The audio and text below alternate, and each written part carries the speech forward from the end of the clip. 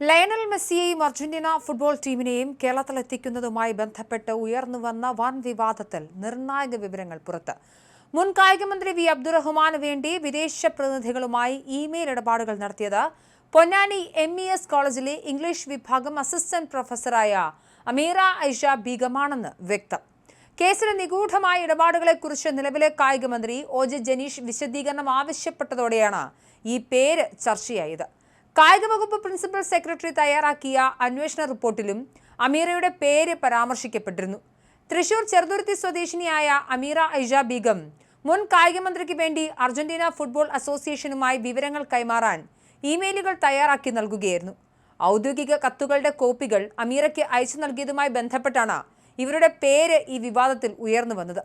ഭർത്താവിന്റെ സുഹൃത്ത് വഴിയാണ് താൻ മുൻ മന്ത്രിയെ പരിചയപ്പെട്ടതെന്നും യാതൊരുവിധ പ്രതിഫലവും വാങ്ങാതെയാണ് ഇമെയിൽ തയ്യാറാക്കി നൽകിയത് എന്നുമാണ് അമീറ ഇക്കാര്യത്തിൽ നൽകിയ വിശദീകരണം.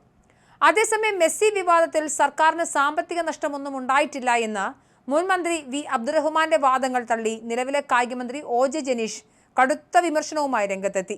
സ്വകാര്യ വ്യക്തിക്ക് വാണിജ്യ ലാഭം ഉണ്ടാക്കാൻ വേണ്ടി സർക്കാർ സംവിധാനങ്ങൾ ദുരുപയോഗം ചെയ്യപ്പെട്ടു എന്ന് അദ്ദേഹം ആരോപിച്ചു. മുൻ കായികമന്ത്രിയുടെ വിദേശയാത്രയ്ക്കായി സർക്കാർ ഫണ്ടിൽ നിന്നും 14 ലക്ഷത്തോളം രൂപ ചെലവഴിച്ചിട്ടുണ്ട്. സ്വകാര്യ വ്യക്തികൾക്ക് വഴിവിട്ട് ലാഭമുണ്ടാക്കാൻ ഔദ്യോഗിക സംവിധാനങ്ങൾ വിട്ടുകൊടുത്ത ശേഷം സർക്കാരിന് ചില്ലിക്കാശ് നഷ്ടമില്ലെന്ന് അവകാശപ്പെടുന്നതിൽ യാതൊരു അർത്ഥവുമില്ലെന്നും കൃത്യമായ നടപടിക്രമങ്ങൾ കാച്ചിൽ പറത്തിയാണ് മുൻ മന്ത്രി പ്രവർത്തിച്ചതെന്നും OJ ജനീഷ് കുറ്റപ്പെടുത്തി. കേന്ദ്ര സർക്കാരിന്റെയോ വിദേശകാര്യ മന്ത്രാലയത്തിന്റെയോ അനുമതിക്കായി അപേക്ഷകൾ നൽകുന്നതിലടക്കം മന്ത്രിയുടെ വകുപ്പ് നേരിട്ട് ഇടപെടുമ്പോൾ ഔദ്യോഗിക ചാനലുകൾ വഴി ആയിരുന്നില്ല കാര്യങ്ങൾ നീക്കിയത്. ഗോട്ട് ആഡ് എന്ന സ്വകാര്യ പരസ്യ കമ്പനി അയച്ച ഒരു ഇമെയിലിൽ നിന്നാണ് ഈ ഇടപാടുകളുടെ എല്ലാം തുടക്കം. കമ്പനി രജിസ്റ്റർ ചെയ്ത് വെറും 20 ദിവസം മാത്രം പിന്നിട്ടപ്പോഴാണ് ഇവർ കായിക വകുപ്പിന് ഇമെയിൽ അയക്കുന്നത്. വെറും 1 ലക്ഷം രൂപ മാത്രം പെയ്ഡ് അപ്പ് ക്യാപിറ്റലുള്ള യാതൊരു മുൻപരിചയവുമില്ലാത്ത ഒരു തുടക്ക കമ്പനിയുടെ വിശ്വാസ്യത പോലും അന്വേഷിക്കാതെയാണ് ലോക പ്രശസ്തനായ ഒരു ഫുട്ബോൾ താരത്തെ കൊണ്ടുവരാൻ കായിക വകുപ്പ് ചർച്ചകൾ നടത്തിയത്. മന്ത്രിയുടെ ഔദ്യോഗികവും വ്യക്തിപരവുമായ ഇമെയിലുകൾ വഴി 2 വർഷത്തോളം തുടർച്ചയായി കത്തുകൾ കൈമാറ്റം ചെയ്യപ്പെട്ടിട്ടും കായിക വകുപ്പിലെ ഉന്നത ഉദ്യോഗസ്ഥർ ഇത് അറിഞ്ഞിരുന്നില്ല.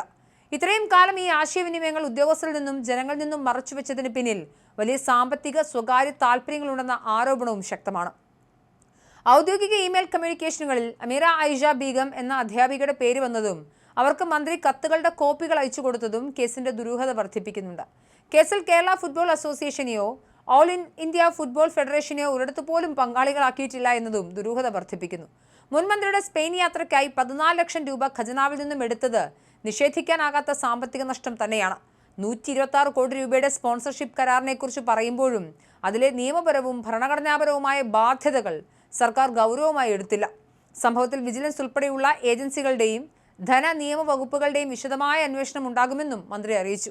അതിനിടെ മെസ്സി വിവാദത്തിൽ സമഗ്രമായ വിജിലൻസ് അന്വേഷണം ആവശ്യപ്പെട്ട് പൊതുപ്രവർത്തകൻ പരാതി നൽകി. മെസ്സിയെ കേരളത്തിലെത്തിക്കാമെന്ന് വാഗ്ദാനം ചെയ്ത് വൻ സാമ്പത്തിക തട്ടിപ്പ് നടത്താനാണ് പദ്ധതി ഇട്ടിരുന്നതെന്ന് ചൂണ്ടിക്കാട്ടി മലപ്പുറം കോഡൂർ സ്വദേശി MT മുർഷിദാണ് പരാതി നൽകിയത്. മുൻ സർക്കാരിന്റെ ഒത്താശയോടെ സ്പോൺസറും മുൻമന്ത്രി വി അബ്ദുറഹ്മാനും ചേർന്ന് കായിക പ്രേമികളെ വഞ്ചിച്ചെന്നും കോടിക്കണക്കിന് രൂപയുടെ ക്രമക്കേട് നടന്നുവെന്നും പരാതിയിൽ വ്യക്തമാക്കുന്നു.